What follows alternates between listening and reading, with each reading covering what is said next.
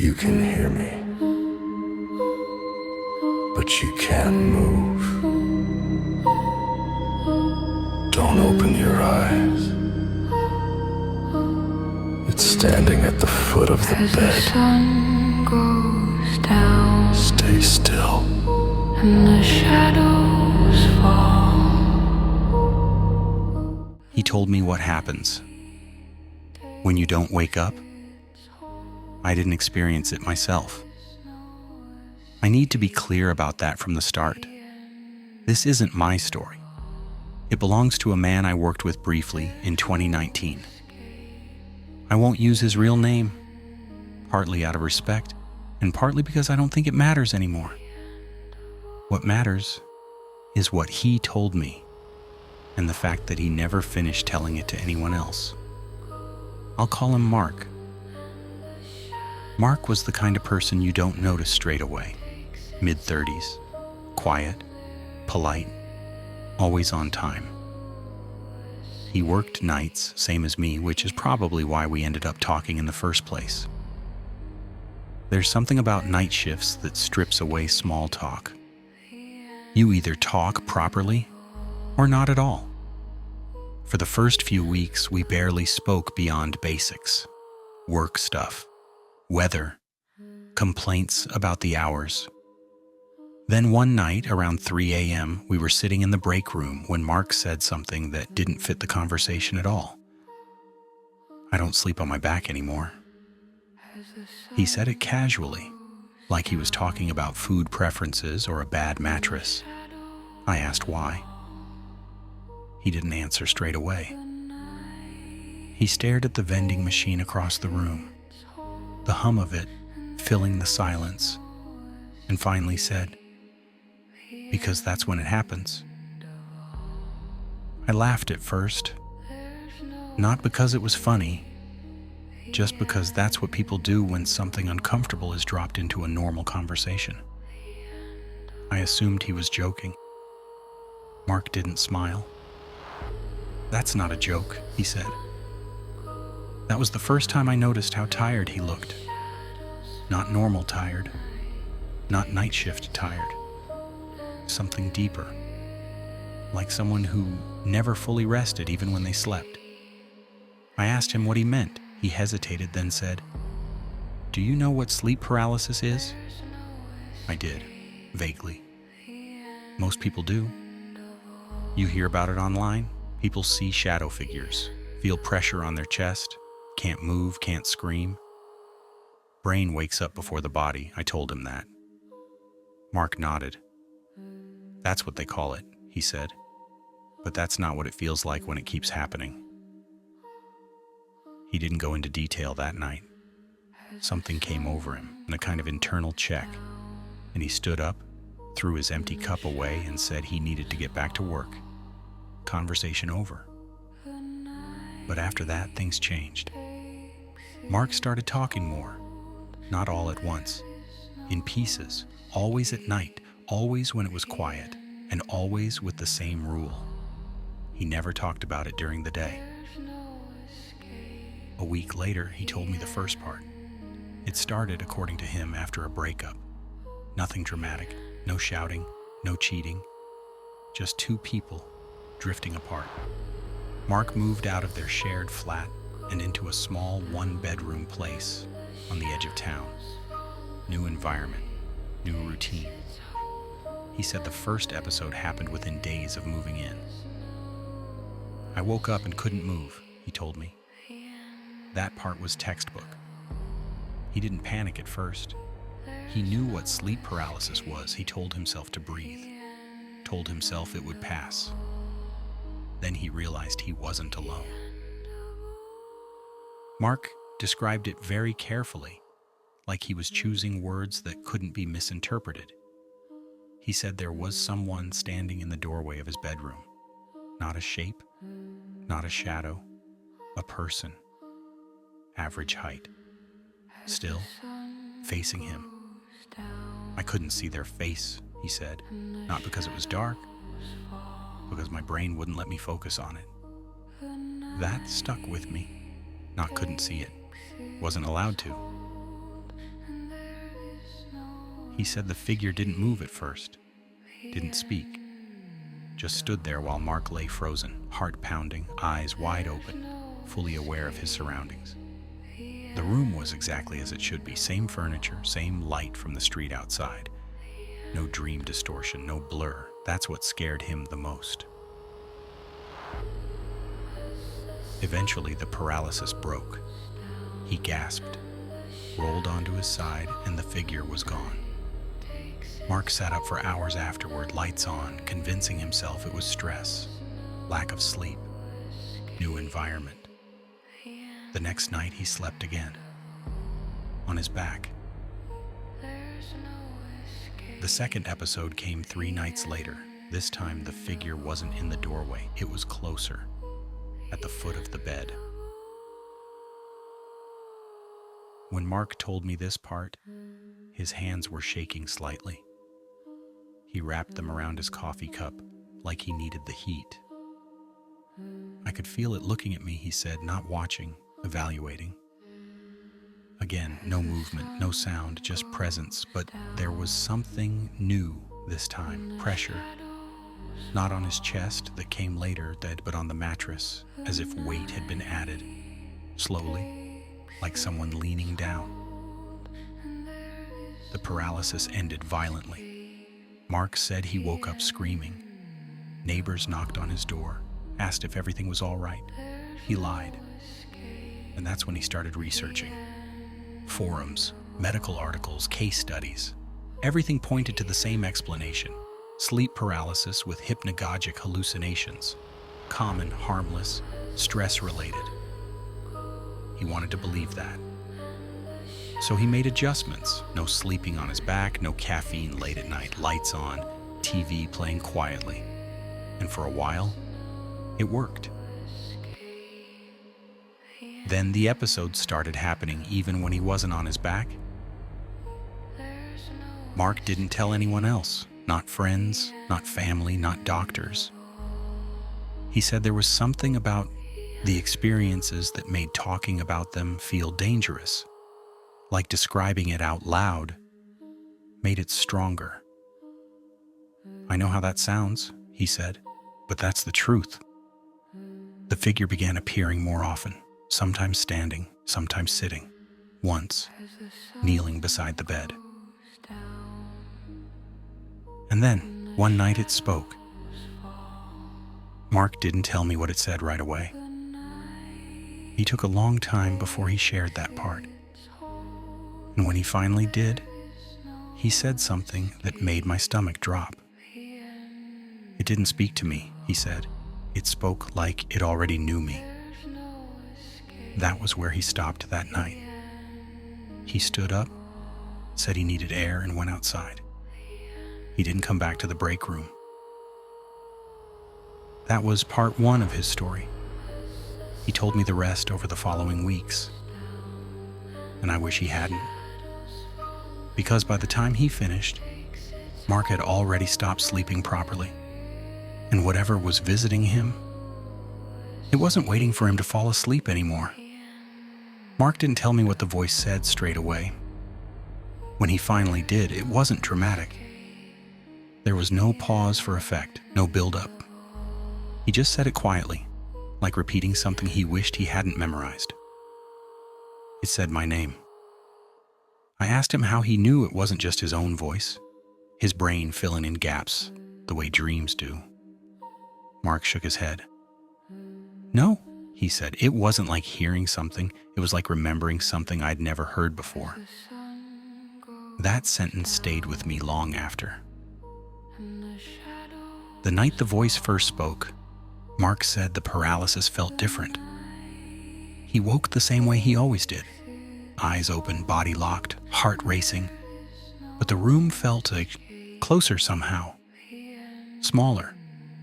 Like the walls had edged in while he slept. The figure was there again. Not at the foot of the bed, not in the doorway. This time it was standing beside him. Close enough that he could see details he hadn't before. Clothes. Dark, plain. No texture he could recognize. Hands hanging loosely at its sides. Still no face. I tried to scream, Mark said, but I didn't even feel panic yet. It was like my body was waiting for instructions. That's when it leaned forward, not suddenly, slowly, deliberately, and spoke. It didn't whisper, it didn't hiss. It spoke normally, calm, level, almost gentle. It said his name once, then it said, "You're still early." And the paralysis broke seconds later. Mark shot upright, gasping, eyes darting around the room. The figure was gone. But the room didn't feel right. Not empty. Occupied. That morning, Mark didn't go to work. He stayed home and tried to rationalize what he'd heard. Stress, memory, sleep debt. The brain is powerful. Under deprivation, it fills gaps with meaning. He told himself that. But one thing bothered him. The voice hadn't sounded unfamiliar. It sounded practiced, like it had said his name many times before. The next night, Mark didn't sleep. He stayed awake until sunrise, lights on, TV playing quietly in the background. He dozed briefly once, sitting upright, and woke immediately in a panic. But nothing happened. No paralysis, no figure. That should have reassured him. It didn't. Because the following night, when exhaustion finally won, the episode returned. Stronger. This time, the figure didn't wait for him to notice it. Mark said the first thing he became aware of wasn't paralysis. It was pressure. Hands. On his chest. Firm, not crushing, not painful. Just enough to make breathing feel optional.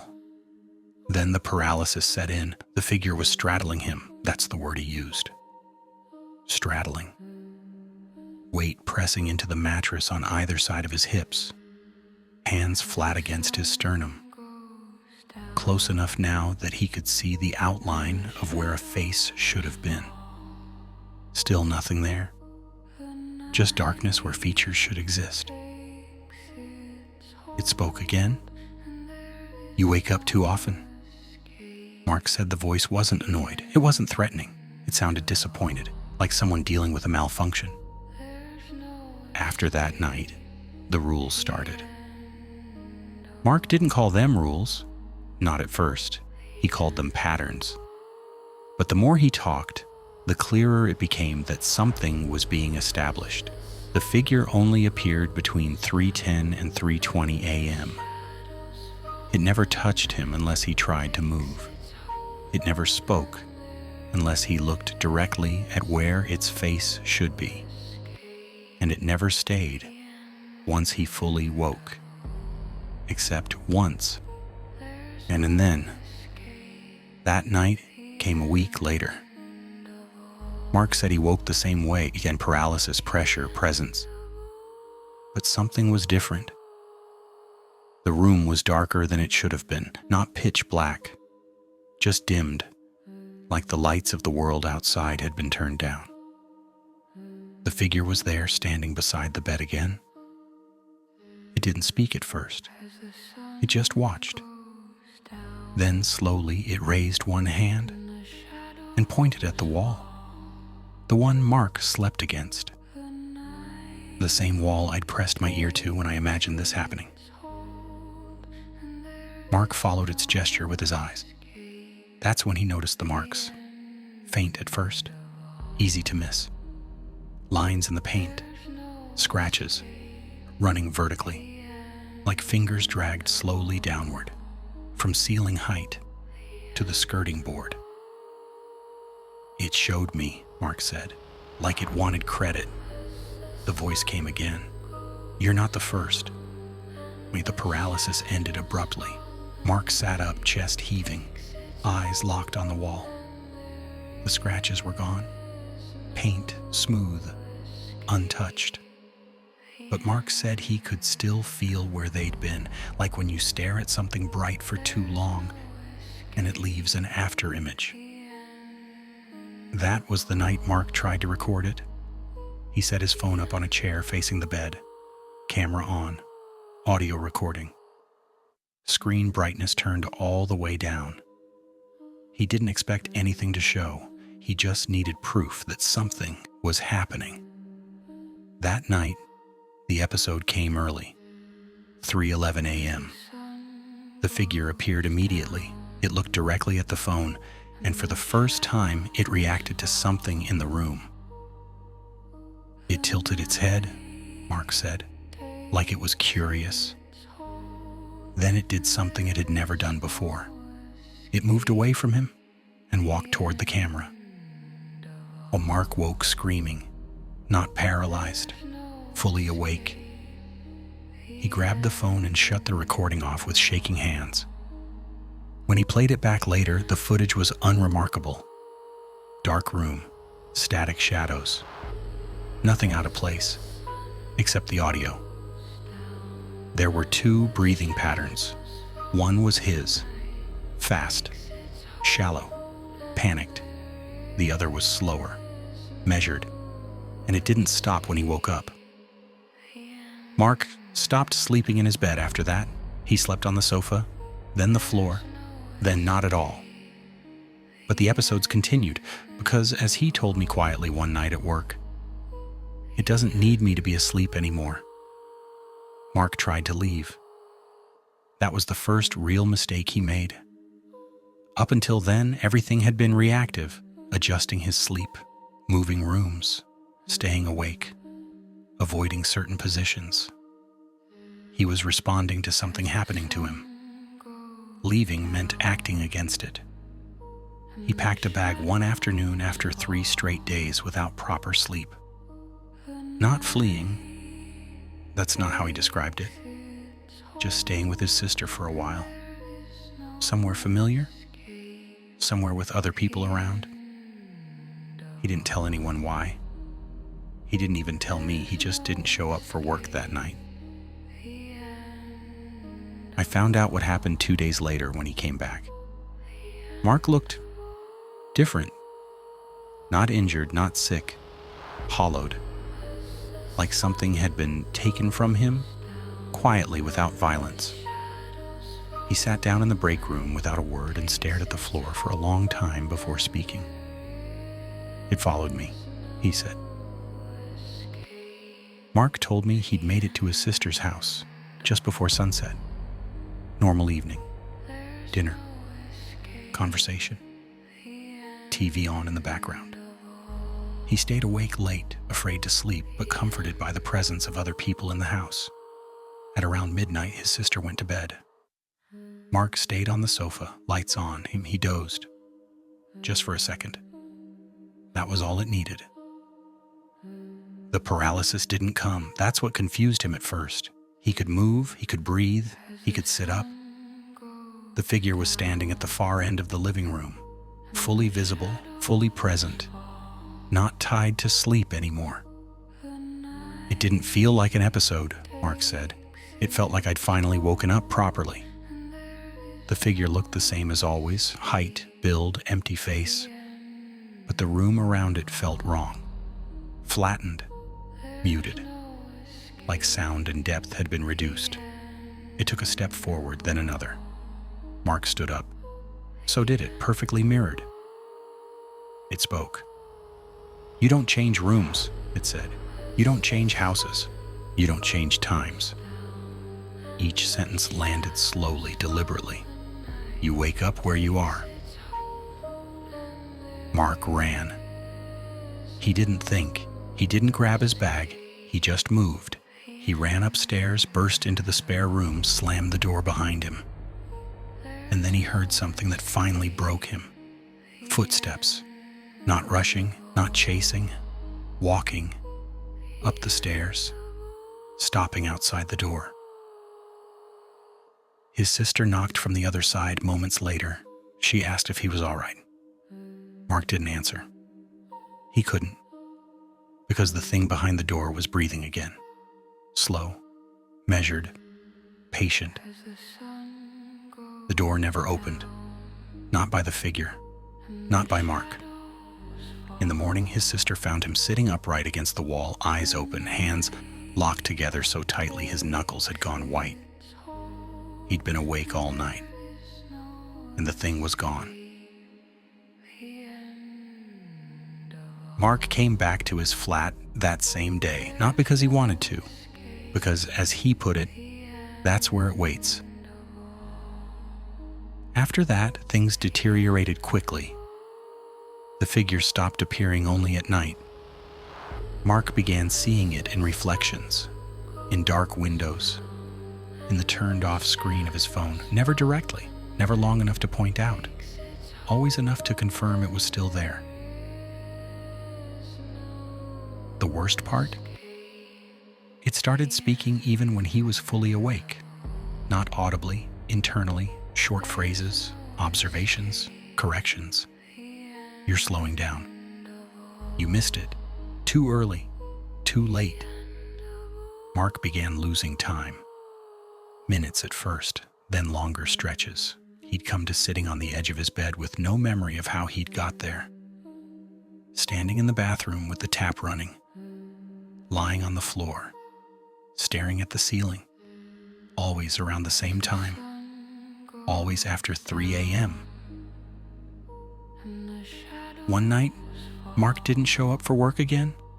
This time, he didn't come back the next day. Or the next. I tried calling him. No answer. On the fourth day, I went to his flat. The front door was unlocked.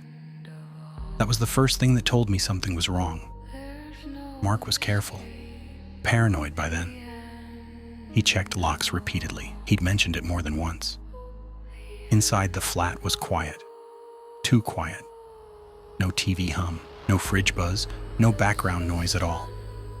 Like the place had been muted. I called his name. Nothing. The bedroom door was open. The bed was neatly made. That alone unsettled me. Mark hadn't been sleeping properly for weeks. He'd stopped bothering with routines. But the bed looked untouched, unused, like it had been waiting. I noticed the wall, the one beside the bed. The paint was damaged. Long vertical scratches, deep enough that plaster showed through underneath, from ceiling height to the skirting board. I stepped back instinctively. That's when I heard the breathing, behind me. I didn't turn around. I didn't need to. I knew. The sound was identical to the one Mark had described. Slow, deliberate, controlled, like something regulating itself. I felt pressure in the room, the way air feels heavier before a storm. Then a voice spoke. Not out loud. Inside. Calm. Certain. He stayed awake, it said. I left. I don't remember walking out of the flat. I remember being on the street, daylight too bright, heart racing, trying to convince myself I hadn't heard anything at all. Mark was reported missing the following week. No signs of struggle. No CCTV footage leaving the building. No activity on his phone after 3:14 a.m., the night he vanished. His flat was cleared 2 months later, repainted, relisted. Someone else lives there now. Sometimes, when I wake in the early hours, usually around 3:17 a.m., I think about what Mark told me in the beginning. The thing that sounded like a joke. I don't sleep on my back anymore. Because now I understand what he meant. Sleep paralysis isn't the problem. Waking up is. And whatever it is that waits in that space between sleep and consciousness, it doesn't like being left behind.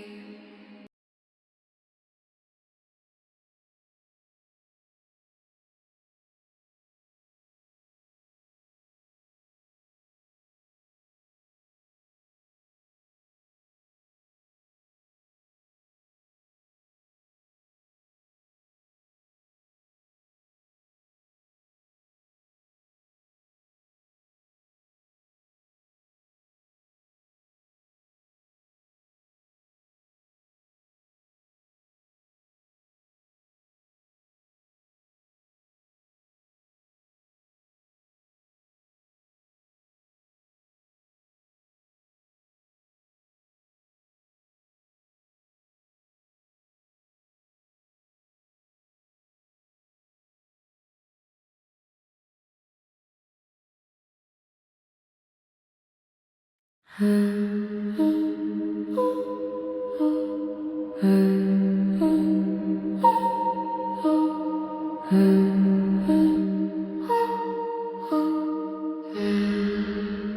the sun goes down and the shadows fall, the night takes its hold, and there is no escape.